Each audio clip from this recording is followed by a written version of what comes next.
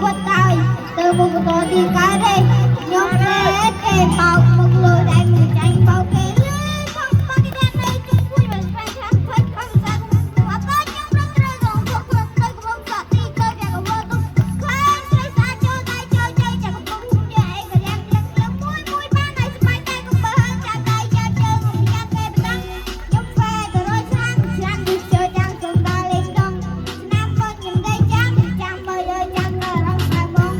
tiếng bao ở trong chàng từ xa bao trang khơi đi mở không chàng đi chuyến chào chàng sớm bao cha nhạc lâm chim đông mà mua bằng hoáng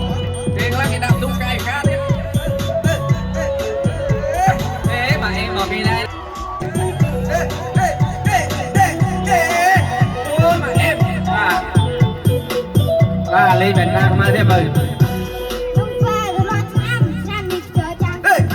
Cái bên ta thằng Hà mà bay tiền. chàng ơi ơi chàng ngờ rong sai mong tiếng bao ở trong chàng từ xa bao trang khơi đi mở không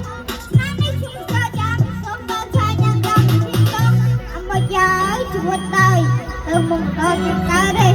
nhóm sẽ